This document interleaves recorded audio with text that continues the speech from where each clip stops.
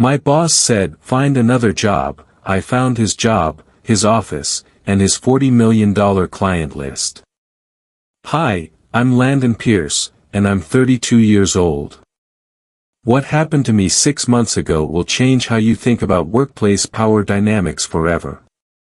Before I tell you how I went from being humiliated by my arrogant boss to literally stealing his entire empire in just 4 days, go ahead and hit that subscribe button below.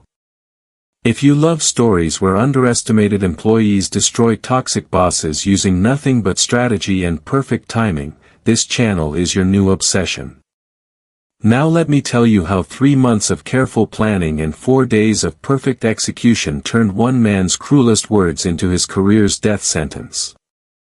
My boss leaned across his polished desk, that familiar smirk spreading across his face like poison. The afternoon sun caught his expensive watch as he tapped his fingers impatiently. "Landon, if you don't like it here, find another job." The words hit me like ice water, but I didn't flinch. I'd been expecting this moment for weeks, watching him systematically destroy every employee who dared to question his methods. I clenched my fists under the table, feeling my nails dig into my palms. But instead of snapping back like he wanted, instead of giving him the satisfaction of seeing me break, I did something that would haunt his nightmares forever. I smiled. "You're absolutely right," I said calmly. "I should find another job." His smirk widened, thinking he'd won another victory over a powerless employee. He had no idea I'd already been planning his destruction for 3 months. He had no idea that sitting in my desk drawer was evidence of everything I needed to take his job, his office, and his entire $40 million client list. Because this wasn't the beginning of my plan. This was the end of his. The breaking point had come 3 months earlier during our quarterly client presentation.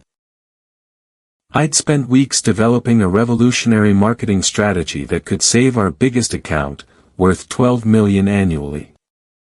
But when presentation day arrived, my boss stood at the front of the conference room and claimed every idea as his own. "These innovative approaches came from my strategic vision," he announced to the impressed clients, not even glancing in my direction. I sat there watching him steal months of my work, feeling my professional reputation dissolve in real time. But then something unexpected happened. After the meeting, Thomas Bradford, the client's CEO, discreetly approached me in the hallway. "Landon, that was brilliant work in there," he whispered, glancing around to make sure we weren't overheard. "You don't belong under someone like him." He slipped me his business card. "Call me this weekend. We need to talk." That conversation would become the foundation of everything that followed. Not just an escape plan, a complete takeover strategy.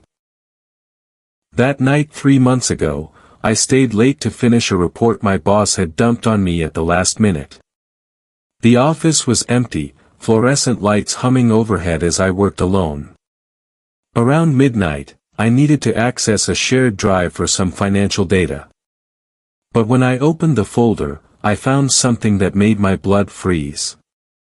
Hidden in a subfolder marked Personal Archive was a client list containing detailed information about every major account we managed.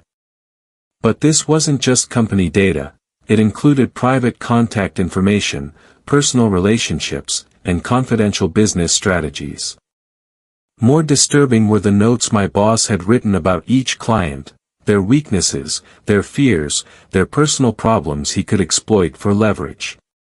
This wasn't professional relationship management. This was manipulation on a corporate scale. I stared at the screen, my hands trembling as I realized what I'd stumbled across.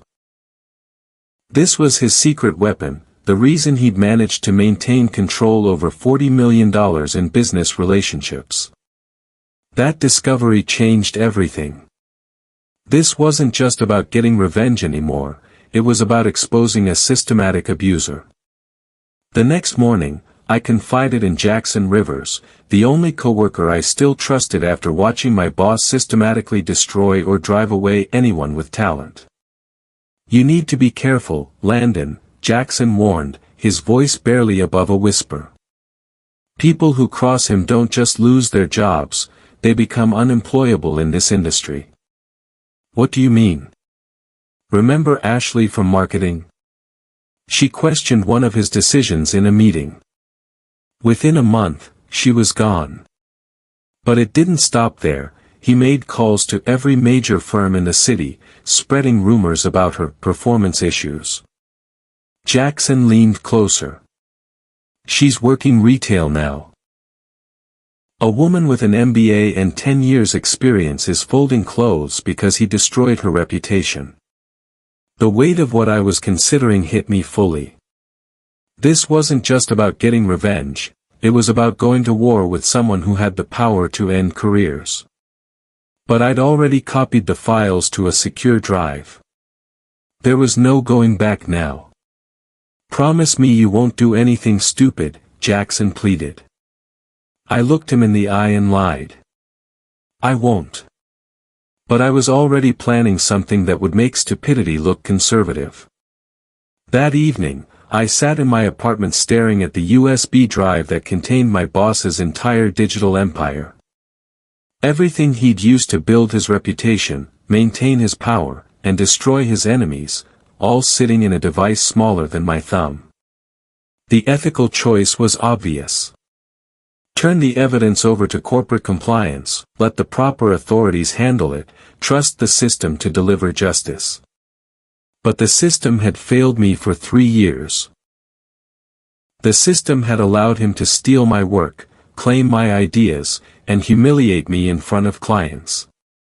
The system had failed Ashley, Jackson, and dozens of others who'd been chewed up by his ambition. As I weighed my options, a darker question emerged. If I used his own methods against him, did that make me just as manipulative? Was I becoming the monster I was trying to destroy? But then I thought about Ashley folding clothes. About Jackson walking on eggshells. About every talented person this man had crushed. Sometimes justice requires more than filing the right paperwork. Sometimes justice requires taking what was never theirs to begin with. The next Monday, my phone rang with a call that would change everything. Thomas Bradford's voice was calm but determined. "Landon, I've been thinking about our conversation. How would you feel about a partnership opportunity?" "What kind of partnership?" "The kind where you wouldn't have to watch someone else take credit for your brilliance anymore." My heart pounded as he outlined his proposal. Bradford Industries was launching a new marketing division and needed someone to lead it. Someone with innovative ideas and a proven track record. "We've worked with your company for 3 years, he continued. "But honestly, we've only stayed because of your work. If you ever decided to go out on your own, we'd be your first client." The offer was beyond generous: equity partnership, creative control, and a guaranteed $12 million contract to start. "I'd need to bring some resources with me," I said carefully.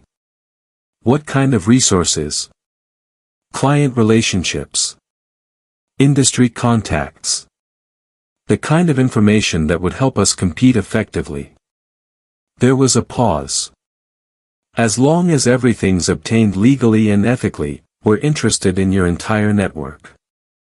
This wasn't just an escape route. It was the foundation for everything that would follow. Over the next 3 months, I played the perfect submissive employee while methodically building the infrastructure for his destruction.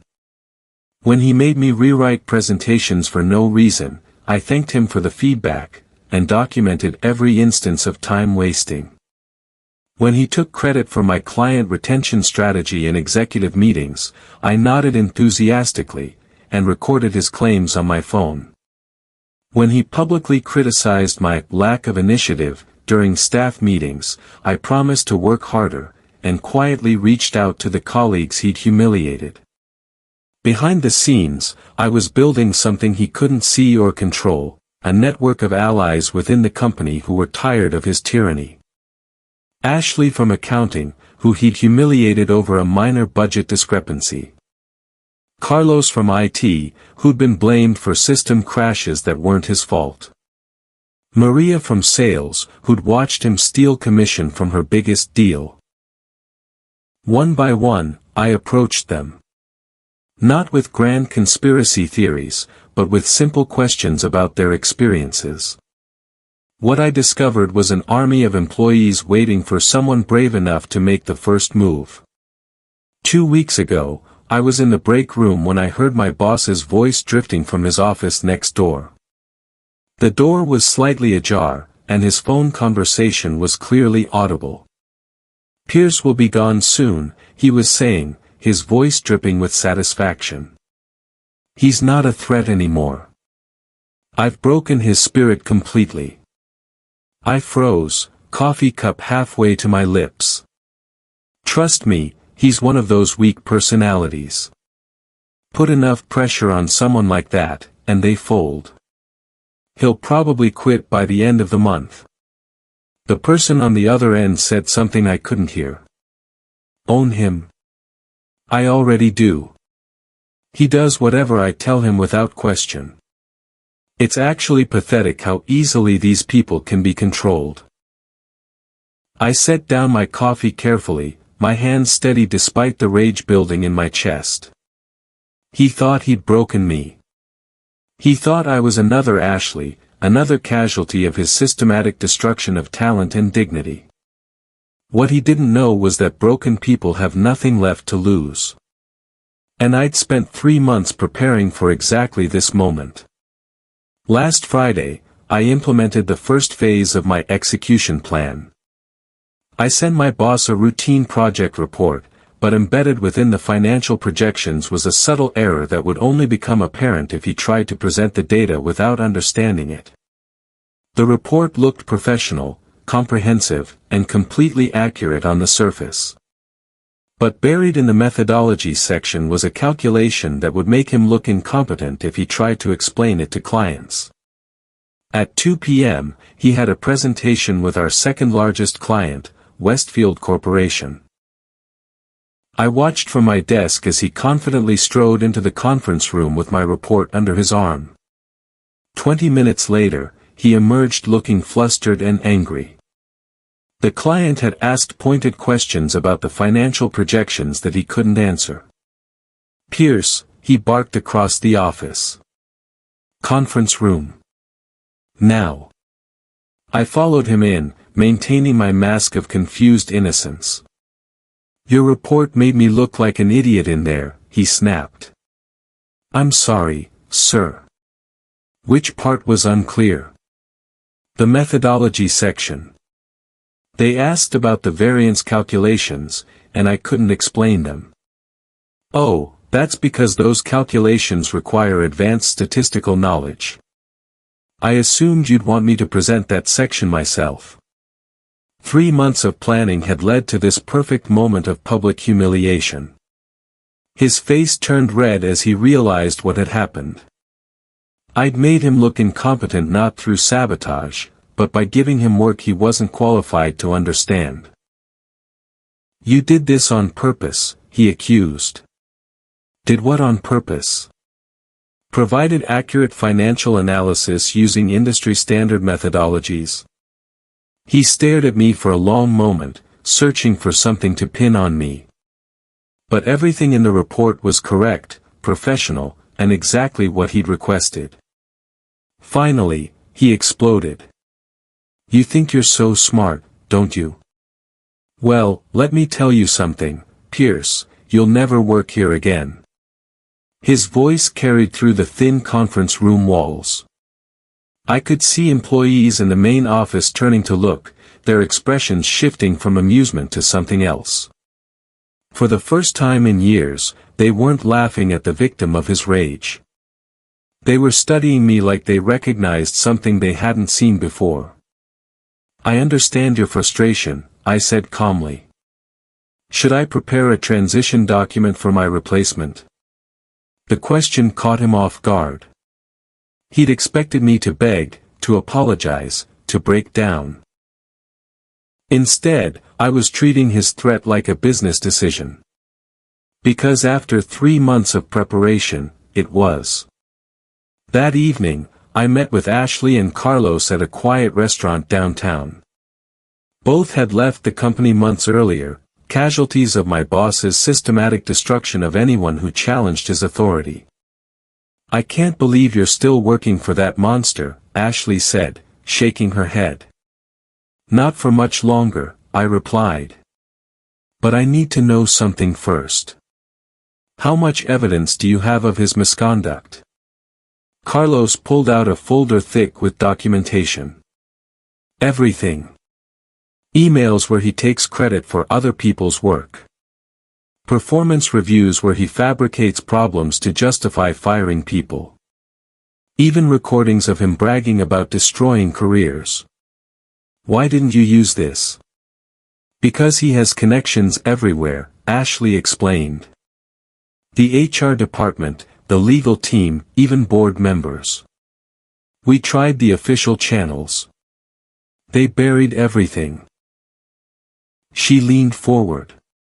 "But if someone were still inside the company, someone with access to current files and executive communications, they could build a case that even his connections couldn't ignore," Carlos finished. They slid the folder across the table. "It's yours if you want it." I opened the folder and found 3 years of documented abuse, manipulation, and corporate misconduct.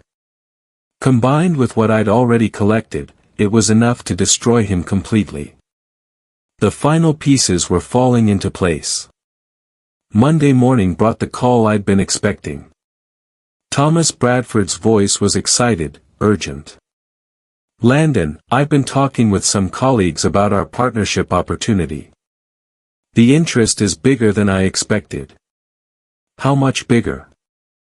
3 major firms want to commit to contracts immediately if you can guarantee the transition of existing relationships. We're talking about $40 million in first-year revenue."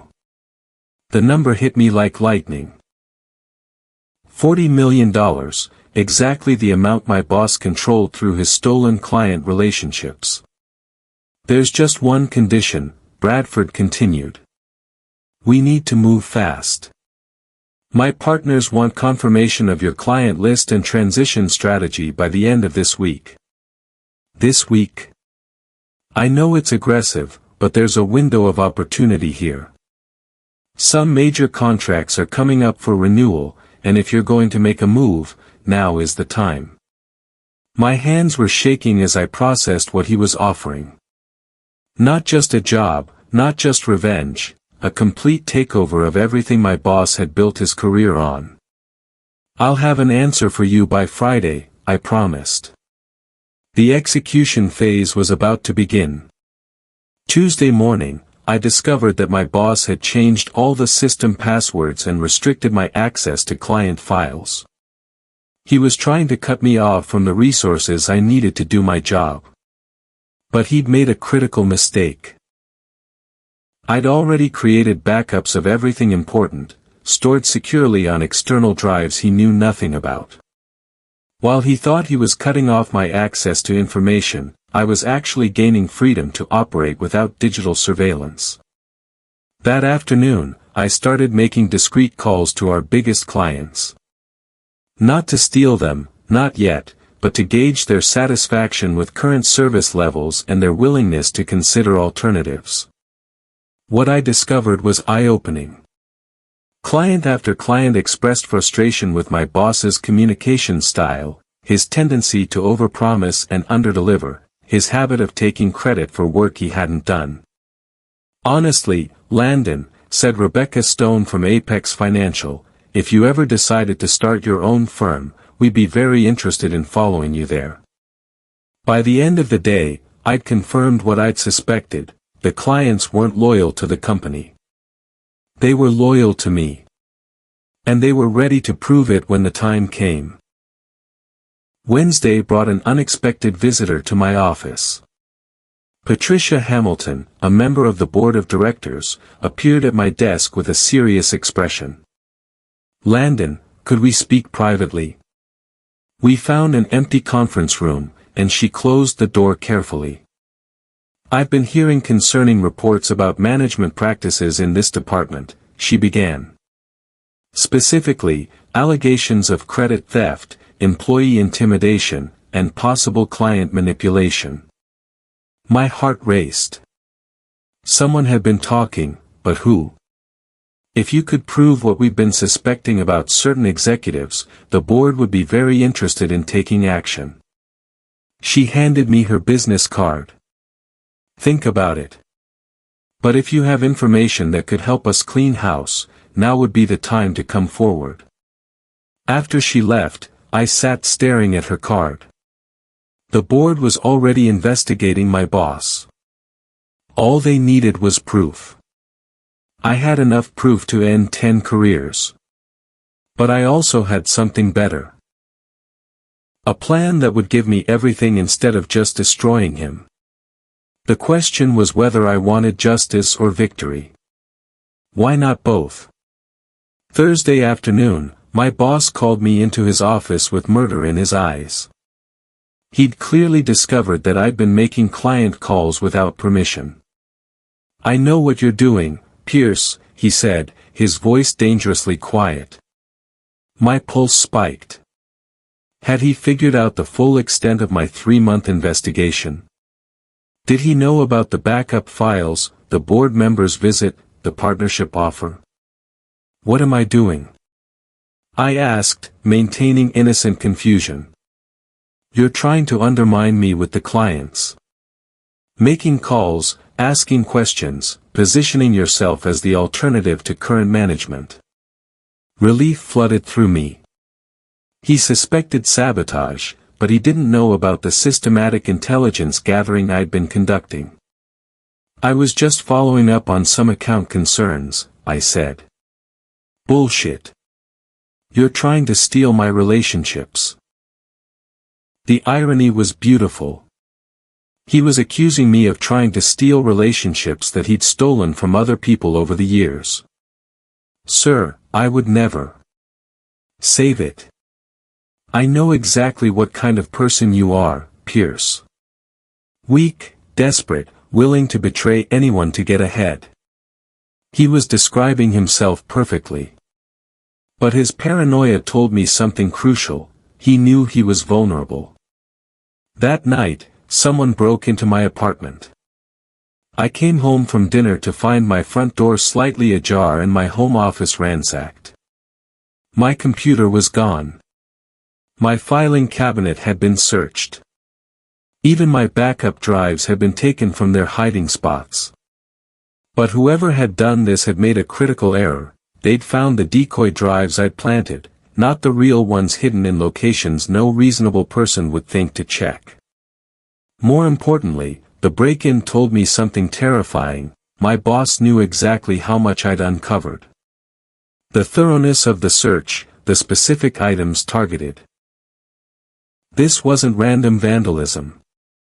He knew about the client files. He knew about the evidence. He probably even knew about the board investigation. I called the police to file a report, knowing they'd never find who W. Then I'd thought. Friday morning, I walked into the office and placed a manila envelope on my boss's desk. Inside was a single sheet of paper with a printout of one of his own emails, the one where he'd taken credit for my marketing strategy with Westfield Corporation. The note attached was simple: "I know everything. L." I watched from my desk as he opened the envelope. His face went white, then red, then white again as the implications hit him. He looked up and scanned the office, his eyes eventually finding mine. For a moment, we stared at each other across the room. Then he slowly opened his desk drawer and pulled out his phone. Within minutes, I saw him making a series of urgent calls, his body language becoming more agitated with each conversation. Whatever he was trying to arrange, whoever he was calling for help, it wasn't going according to plan. By lunch, he was pacing in his office like a caged animal. By 3 p.m., he was sweating through his expensive shirt. By 5 p.m., he looked like a man who just realized that 3 months of careful planning was about to destroy him in 4 days. Monday morning brought chaos. My boss stormed into the office at 7 a.m., his hair disheveled, his eyes bloodshot from what was clearly a sleepless weekend. "Who's behind this?" he screamed at the assembled staff. Over the weekend, someone had sent anonymous packages to 3 board members, each containing documentation of his misconduct. Not my files, I was saving those, but enough evidence to trigger a formal investigation. He spun around the room, studying each face for signs of guilt or satisfaction. "I know one of you is working against me," he continued, his voice rising to a dangerous pitch. "And when I find out who it is, I will destroy them. Completely. Permanently." But something had changed in the office dynamics. Employees weren't cowering anymore. They were watching him with the detached interest of people observing a meltdown from a safe distance. For the first time in years, his threats felt empty. And everyone could sense it. When his eyes finally met mine, I gave him the same innocent, confused expression I'd been perfecting for months. But inside, I was smiling. The endgame had begun. Tuesday brought the most satisfying development yet. Clients started canceling meetings with my boss and requesting to speak with me instead. First, Rebecca Stone from Apex Financial called to reschedule her quarterly review. "When Landon is ready to make his move, we'll be ready to follow," she told the receptionist. Then Thomas Bradford requested that I handle all future communications for his account. "We're prepared to transition our contract immediately once the new firm is established." By noon, 3 other major clients had made similar commitments. My boss watched this happening from his office, his face growing darker with each transferred call. His grip on the $40 million client list was slipping in real time.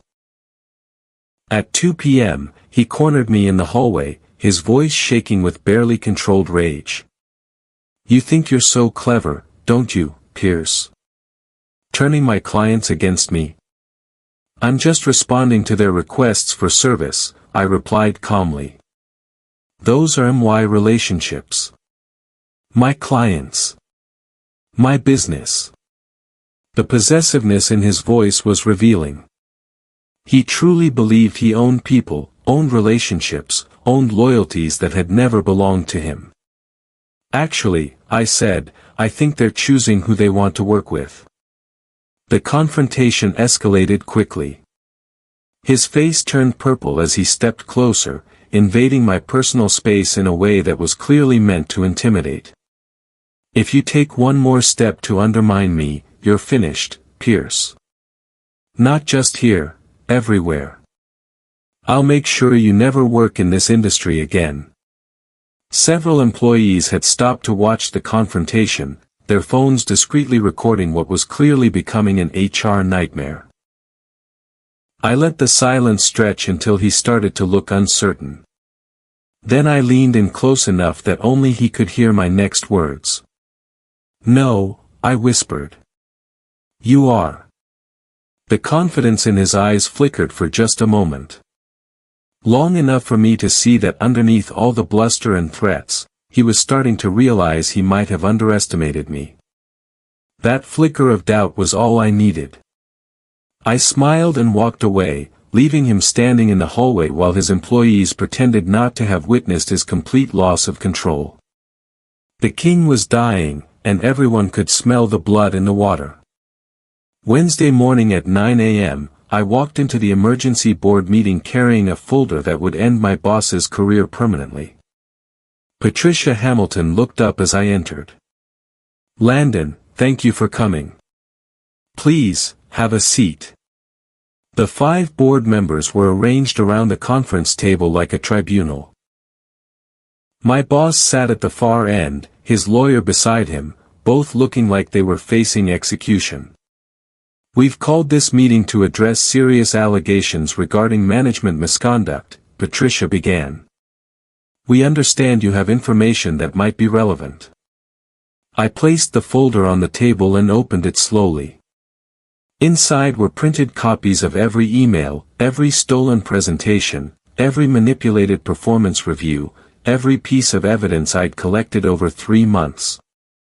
"What you'll find here," I said calmly, "is documentation of systematic credit theft, employee intimidation, client manipulation, and deliberate misrepresentation of employee performance." My boss tried to interrupt. "This is clearly a disgruntled employee trying to." "Let him finish," Patricia said sharply. The room went silent as the board members reviewed page after page of documented misconduct. 3 months of meticulous planning had led to this moment.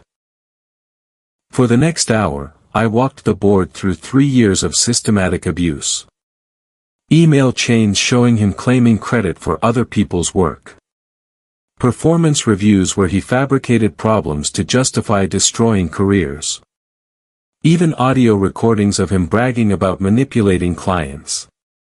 These client files, I explained, pointing to the most damaging evidence, show detailed personal information being used to exploit business relationships. Names, personal problems, family situations, all cataloged for leverage. Board member Jackson Ford looked sick.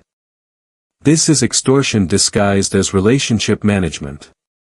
My boss's lawyer tried to object.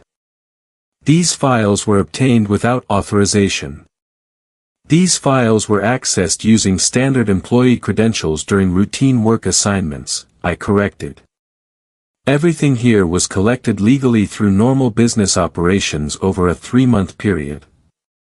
My boss watched his empire crumble in real time. Every strategy he'd used to build power, every relationship he'd manipulated, every career he'd destroyed, all laid bare for the people who controlled his fate. Finally, Patricia Hamilton spoke. "Based on this evidence, the board has no choice but to suspend you immediately pending a full investigation." I watched his face as he realized that all his connections, all his political maneuvering, all his years of building influence, none of it mattered when faced with undeniable proof of systematic misconduct. The board's decision was swift but measured. Immediate suspension pending investigation. Restricted access to all company systems. A formal audit of his departmental practices. But the real satisfaction came 4 hours later. At 6 p.m., my doorbell rang. I opened it to find my former boss standing on my doorstep, his face pale and hollow, his voice shaking with desperation. "Landon, please. Help me. Don't let them do this." The transformation was complete. The man who'd spent years terrorizing employees, stealing credit, destroying careers, reduced to begging for mercy from someone he'd called worthless. "I can fix this," he continued, his voice cracking. "We can work together. I'll give you anything you want, partnership, equity, control over your own accounts."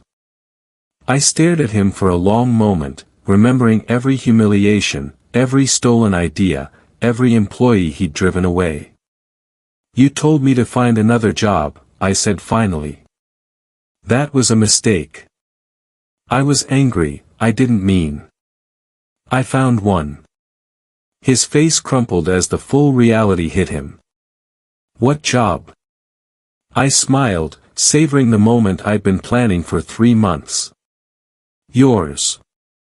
The next morning, Patricia Hamilton called with the offer that completed my victory. The board wanted me to take over as interim department head while they conducted their investigation and searched for permanent leadership.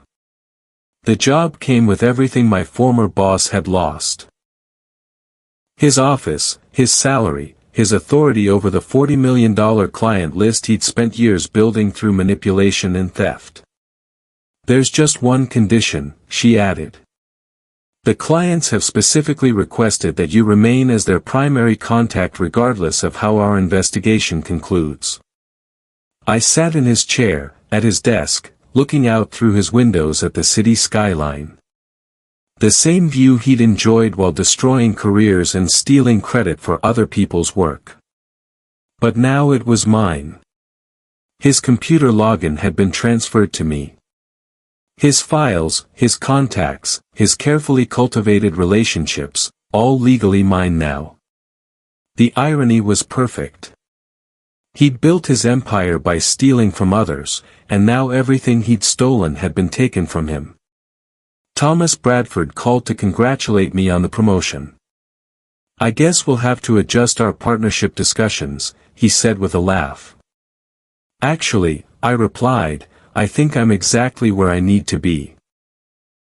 3 months of planning had delivered everything I'd hoped for and more.